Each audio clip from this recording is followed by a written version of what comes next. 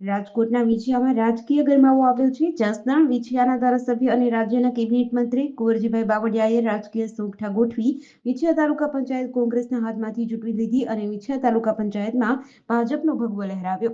રાજકોટ જિલ્લાના વિછિયા તાલુકા પંચાયતના કોંગ્રેસના પ્રમુખ વિરુદ્ધ અવિશ્વાસની દરખાસ્ત 1 ઓગસ્ટના રોજ મંજૂર થઈ હતી.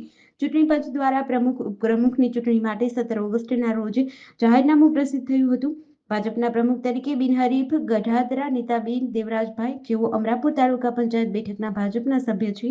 ઉપપ્રમુખ તરીકે રોજાસરા ભૂપતભાઈ લખમણભાઈ બિનહરીફ જીત થઈ, જેઓ વિછિયા તાલુકા પંચાયત બેઠકના ભાજપ સભ્ય છે. કોંગ્રેસ તરફથી ડેલીવાડ ગીતાબેન ઘનશ્યામભાઈ ઉપપ્રમુખ માટે ફોર્મ ભર્યું હતું, જેઓ ખુદ ગેરહાજર રહ્યા હતા. વિછિયા તાલુકા પંચાયત ખાતે પ્રમુખ ઉપપ્રમુખની ચૂંટણી યોજાઈ હતી, જેમાં કોંગ્રેસમાંથી બળવો કરી 8 સભ્યોએ ભાજપને ટેકો આપતા ભાજપે વિછિયા તાલુકા પંચાયત પર કબજો મેળવ્યો હતો. વિછિયા તાલુકા પંચાયતમાં ગત સામાન્ય ચૂંટણીમાં 18 બેઠકમાંથી કોંગ્રેસને 14 બેઠક પર જીત થઈ હતી. ભાજપ માત્ર 4 બેઠક પર જીત્યું હતું અને વિછિયા તાલુકા પંચાયત કોંગ્રેસે કબજે કરી હતી. કોંગ્રેસ સત્તા જાળવી ન શક્યું અને ભાજપે આજે વિછિયા તાલુકા પંચાયત પર કબજો કરી સત્તાનો સ્વાદ ચાખ્યો હતો. આજરોજ તાલુકા પંચાયત વિછિયાના પ્રમુખ અને ઉપપ્રમુખની ચૂંટણી માટે સૌ સભ્યો હાજર રહેલ. તેમાં ગઢાદરા નીતાબેન દેવરાજભાઈ, જેમની પ્રમુખ તરીકે ચૂંટણી થયેલ છે, અને ઉપપ્રમુખ તરીકે શ્રી રોજાસરા ભૂપતભાઈ લખમણભાઈ, તેમની ચૂંટણી થયેલ છે. બંને સભ્યોની પ્રમુખ અને ઉપપ્રમુખ બંનેની બિનહરીફ વરણી કરવામાં આવેલ છે. કોંગ્રેસમાંથી કોઈ ફોર્મ ભરાયા હતા પ્રમુખ ઉપપ્રમુખ? અત્રે માત્ર બંને હોદ્દા માટે માત્ર એક જ દરખાસ્ત આવેલ હતી. કેટલા સભ્યો મતદાન કર્યું? મતદાનનો આંકડો કહી દો ને.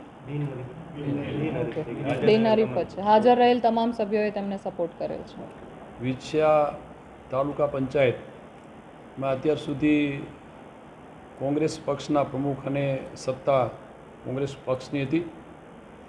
થોડાક સમય પહેલાં સૌ સભ્યોએ મળીને અવિશ્વાસનો પ્રસ્તાવ પસાર કરતા ફરી આજે પ્રમુખ અને ઉપપ્રમુખની આજે ચૂંટણી હતી. આ ચૂંટણીમાં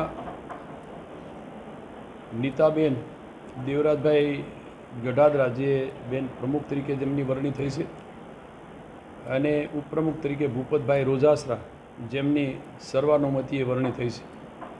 કુલ 18 સભ્યો આ તાલુકા પંચાયતમાં છે. એ પૈકીના 8 સભ્યો છે એ કોંગ્રેસમાંથી આ બંનેના સમર્થનમાં આવતા, એટલે કુલ 12 સભ્યો પૈકીના 4 કોંગ્રેસના હતા, ભાજપના હતા, અને 8 કોંગ્રેસમાંથી આવ્યા, એટલે કુલ 12 સભ્યોએ આજે અહીંયા હાજર રહી અને સર્વાનુમતિએ આજે આની બંનેની પ્રમુખ અને ઉપપ્રમુખની વરણી કરેલ છે. એટલે આમ તો આની અસર આવતા દિવસોમાં અમે જસદણની તાલુકા પંચાયતમાં પણ ફેરફાર કરવા જઈ રહ્યા છીએ.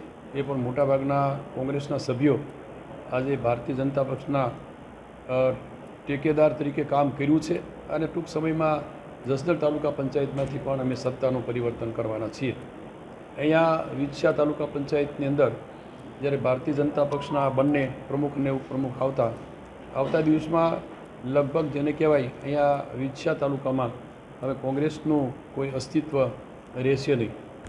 જેડીસી ન્યૂઝ સાથે કરશન બામરા, આટકોટ.